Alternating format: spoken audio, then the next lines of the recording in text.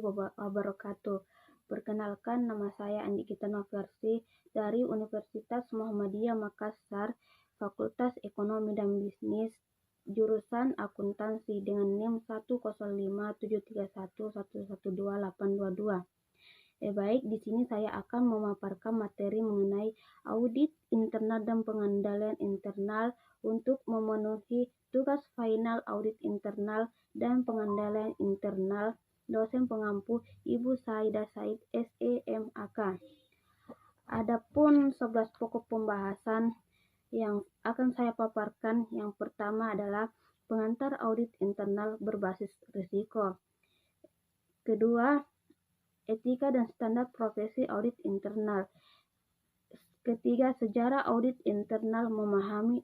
Keempat, memahami dan mengukur investasi pengendalian internal. Yang kelima, proses manajemen risiko. Pembahasan keenam, perencanaan audit. Ketujuh, pelaksanaan audit, evaluasi dan bukti audit.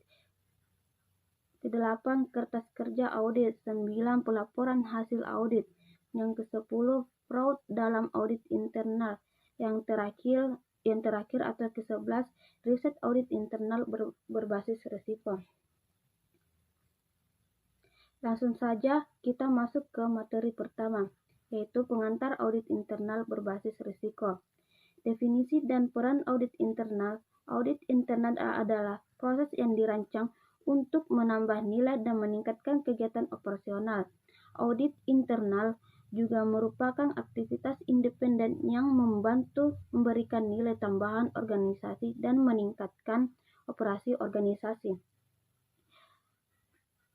Piagam audit internal merupakan dokumen formal yang membuat tujuan, wewenang, dan tanggung jawab kegiatan audit internal. Piagam audit merupakan dokumen yang harus dikembangkan Chief Audit Eksekutif dan disetujui pimpinan organisasi.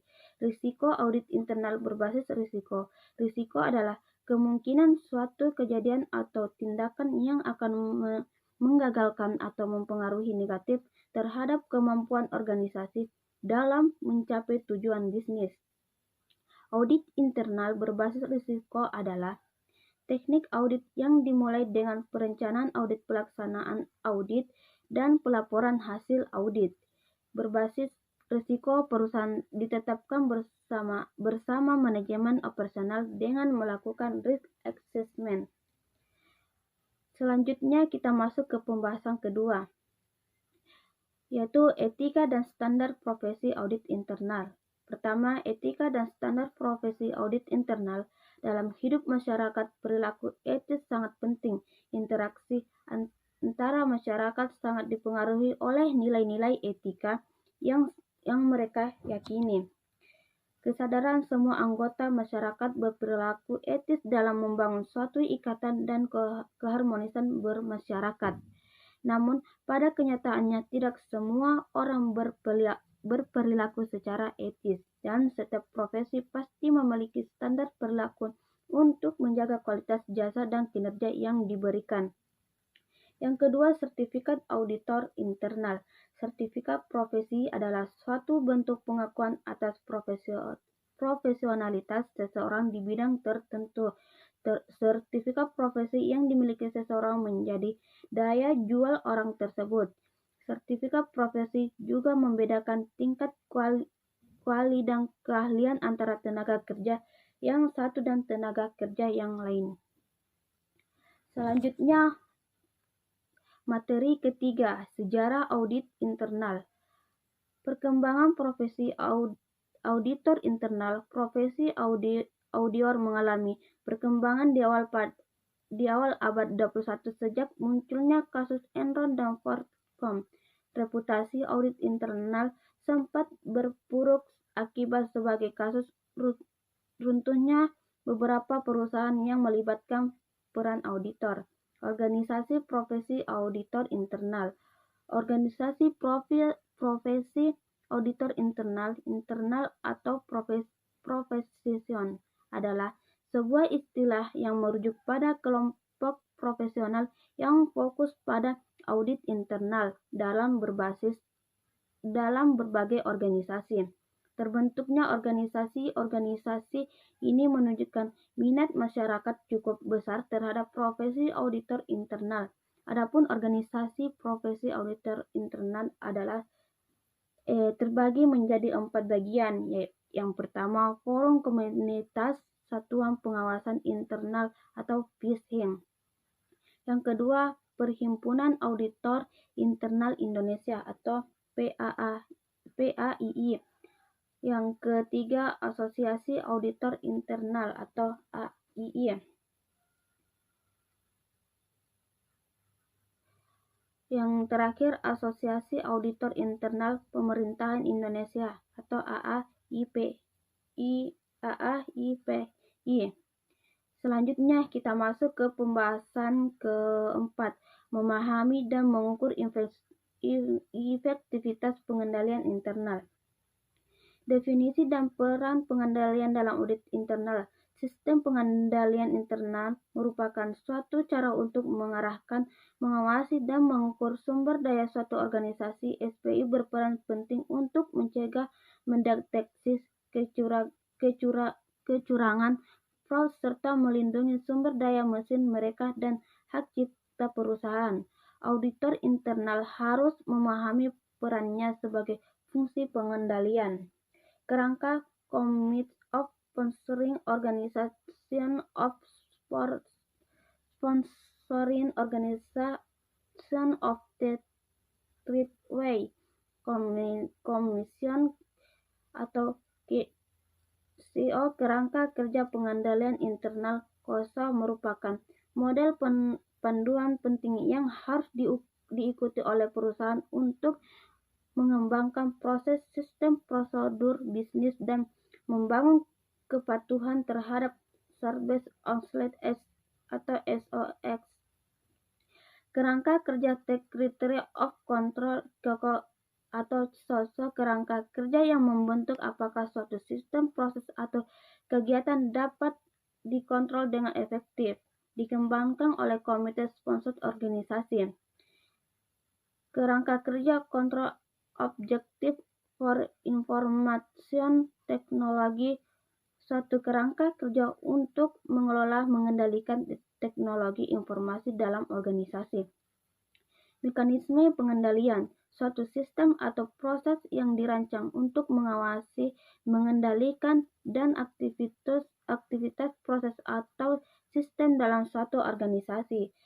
Peninjauan dan evaluasi pengendalian internal, proses sistem untuk menilai aktivitas dan efisiensi pengendalian internal dalam sebuah organisasi pengendalian. Selanjutnya, materi kelima, proses manajemen risiko. Ada beberapa poin yang akan bahas pada bab 5 yaitu sebagai berikut. Yang pertama, tahapan proses manajemen risiko. Kedua, penetapan lingkup, konteks, dan kriteria. Ketiga, penilaian risiko. Keempat, penanganan risiko. Kelima, komunikasi dan konsultasi. Tahapan proses manajemen risiko terbagi menjadi 7, yaitu identifikasi risiko, yang kedua analisis risiko, yang ketiga penilaian risiko, 4 pengelolaan risiko, kelima implementasi, keenam evaluasi, dan ketujuh pemantauan dan review. Manajemen risiko adalah proses berkelanjutan yang membantu organisasi untuk mengidentifikasi, mengukur, pengendalian, dan memantau risiko. Proses ini bertujuan untuk menjaga keberlanjutan bisnis. Berikut ini ada beberapa cara untuk merespon risiko. Terbagi menjadi 4 bagian. Yang pertama, risk avoidance, yaitu mengambil tindakan untuk menghentikan kegiatan yang dapat menyebabkan risiko. Risk reduction, yaitu mengambil tindakan untuk mengurangi kemungkinan atau dampak risiko. Yang ketiga, risk sharing or transfer, yaitu mengambil tindakan untuk mentransfer risiko melalui asuransi, outsourcing, atau hedging.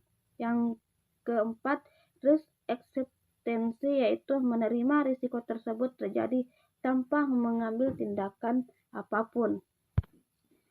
Penetapan lingkup, konteks, dan kriteria merupakan bagian bagian dari proses manajemen risiko yang dilakukan setelah tahap komunikasi dan konsultasi.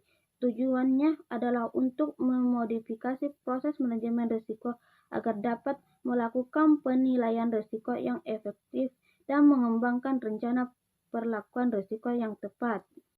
Selanjutnya, penilaian risiko adalah proses untuk mengidentifikasi, menganalisis, dan mengevaluasi risiko yang dapat menghambat pencapaian tujuan organisasi.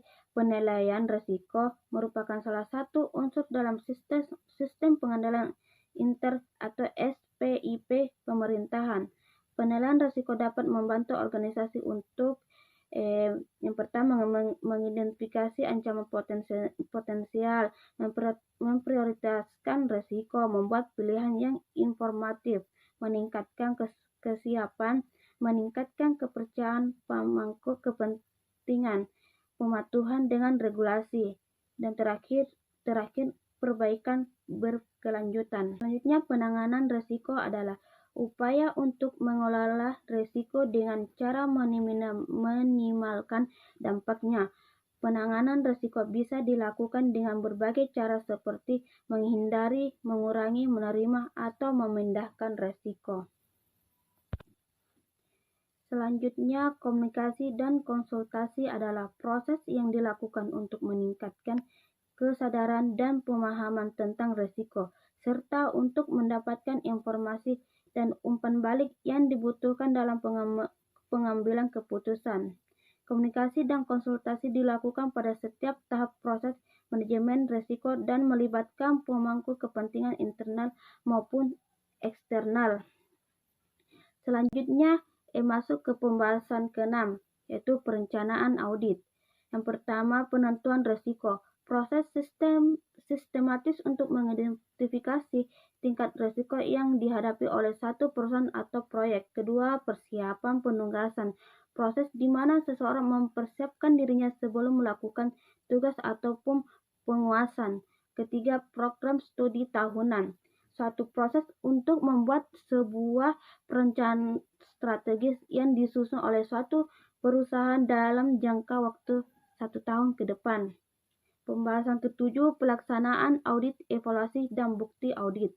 Tahap pekerjaan lapangan, serangkaian langkah yang harus dilakukan oleh pekerjaan di lapangan untuk menyelesaikan sebuah tugas atau proyek. Bukti audit, suatu dokumen atau informasi yang dikumpulkan dan dianalisis sebagai proses audit untuk mendukung kesimpulan audit. Materi yang ke-8, kertas kerja audit. Yang pertama, definisi, fungsi, dan review kertas kerja audit. Kertas kerja audit merupakan media bagi auditor untuk mendokumentasikan seluruh catatan bukti dan dokumen yang dikumpulkan dalam tahap audit. Adapun fungsi KKA adalah sebagai berikut: mendukung laporan audit, menyimpan informasi, mengidentifikasi dan mendokumentasi temuan-temuan audit.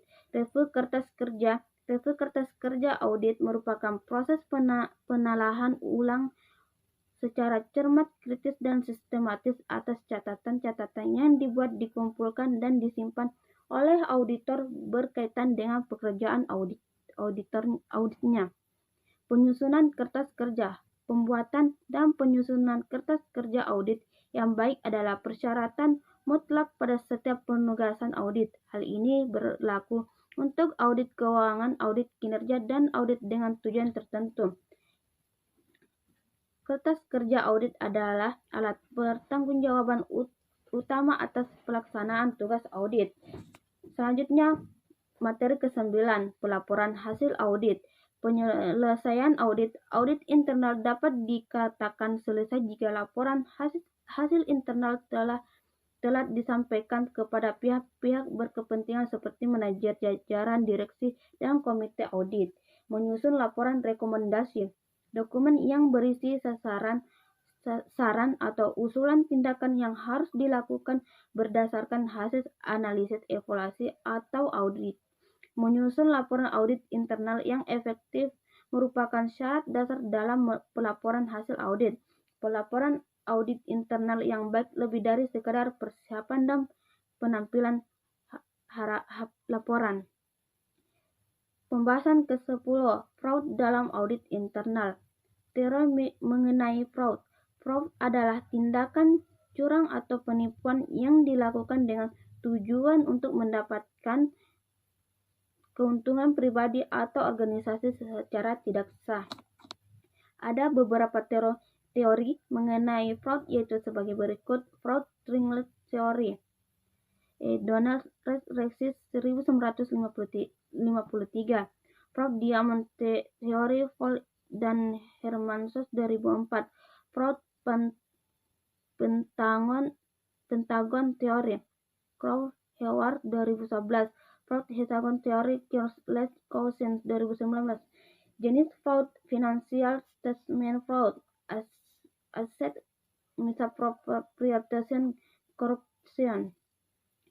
Ketiga, deteksi fraud. Deteksi merupakan suatu usaha untuk menemukan atau menentukan keberadaan anggapan atau kenyataan. Mendeteksi kecurangan adalah upaya memperoleh indikasi awal secara cukup mengenai tindakan kecurangan sekaligus mempersempit ruang gerak pelaku kecurangan. Keempat, prosedur audit untuk menemukan bukti fraud. Prosedur analisis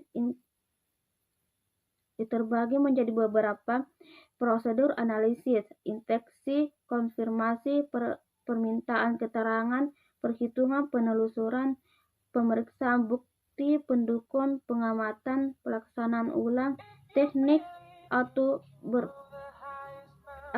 perbantuan komputer. Baik, mungkin hanya itu materi yang dapat saya paparkan mengenai audit internal dan pengendalian internal. Adapun kesimpulan mengenai pemaparan materi tersebut yaitu pelaksanaan audit internal yang baik, yaitu pengendalian internal dilakukan sesuai prosedur yang telah ditetapkan oleh pimpinan yang mempunyai peran yang sangat baik dalam menunjang efektivitas pengendalian internal. Peranan audit internal sebenarnya sangat cukup signifikan dalam menunjang efektivitas pengendalian internal, namun harus dibuktikan kembali dengan penelitian-penelitian lain yang dapat memberikan hasil berupa fakta bahwa audit internal sangat berperan dalam menunjang efektivitas pengendalian internal. Mungkin hanya itu yang dapat saya paparkan. Assalamualaikum warahmatullahi wabarakatuh.